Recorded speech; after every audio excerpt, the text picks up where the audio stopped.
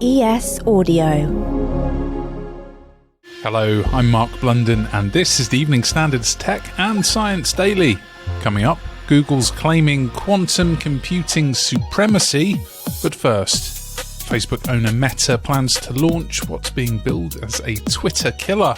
The platform called Threads has a dashboard reminiscent of Elon Musk's app and is being billed by Meta as text-based conversation software. It comes as Twitter announces its TweetDeck dashboard will only be available for paid, verified users in a month's time. Meanwhile, it looks like Threads, at least for the time being, will be a free service. Next.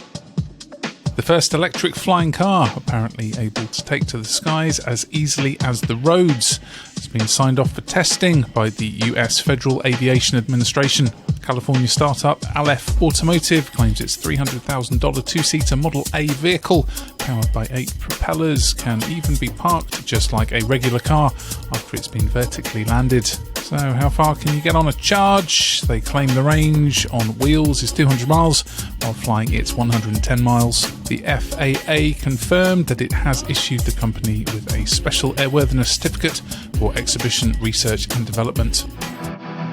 Now, Google claims to have hit a major milestone in supercomputing by building a quantum system exponentially more powerful than a traditional machine. In the battle for quantum supremacy, the search giant says its super machine can make calculations in an instant.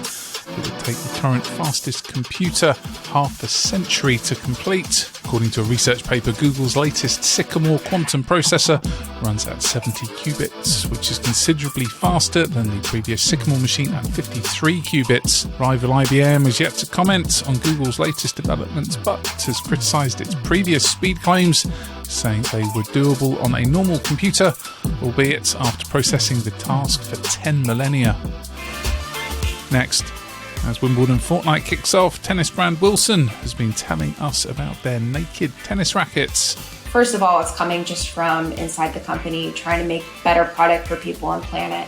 People are starting to care a lot more about sustainability and starting to really demand more eco product. I'd say as a consumer, just keep pushing companies to move towards sustainability and eco product, because that's going to drive how businesses move forward. Nikki Della Cruz, the company's global sustainability director, says the range comes with no paint, zero waste packaging, and is made from a unique material called Agiplast. So Agiplast is a material that is a bio-based recycled resin versus a normal plastic. So what's interesting about that is there is less energy that goes into the manufacturing of it, and also they use 100% renewable energy when they're making Agiplast. She says they're now trying to use Agiplast in all of their products and are also researching making tennis balls more eco-friendly. It's a mix between the core and the felt, so they last 4 times longer than a regular ball, and they're able to live in an environment where you don't need a specific PSI. And that is kind of the ultimate goal, is to come up with a ball that lasts a little bit longer, because tennis balls do create a lot of waste.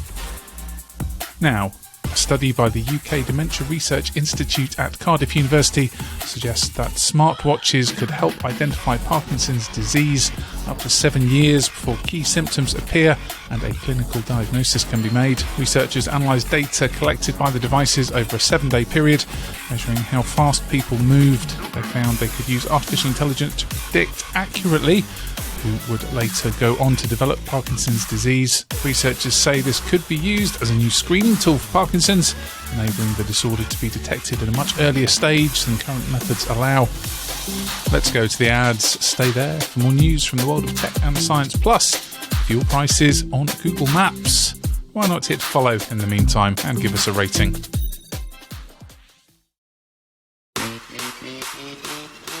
Welcome back. Leading universities say they will adapt teaching and assessment for students to incorporate ethical use of generative artificial intelligence. The Russell Group, which includes many of the most selective universities in the UK, has published a set of principles to help higher education capitalise on the opportunities that AI offers. It comes after the UK's major exam board suggested in March that schools should make pupils do some of their coursework in class under direct supervision amid cheating fears in the context of AI use. Now, the latest statement, backed by the Vice-Chancellors of the 24 Russell Group universities, hopes to support the ethical and responsible use of software like ChatGPT while ensuring academic integrity. Next, Britain's competition watchdog wants the government to force petrol stations to provide up-to-date pump prices information on map apps. The Competition and Markets Authority has proposed that retailers should be legally compelled to create an open database of fuel prices. Platforms showing the updated info could include Google Maps, which began showing petrol prices in the US a few years ago, but the service is not yet available over here in the UK. And finally, European Weather Agency EUMETSAT has revealed stunning shots of lightning strikes arcing across Earth. They were created via a device installed over 20,000 miles above Africa late last year, and now it's being calibrated to track some of the planet's most ferocious storms. The satellite, called Meteosat-12, has 4 telescopic cameras focused on Europe, Africa, the Middle East and South America. Their detectors hunt for the light pulses produced between the clouds and the ground.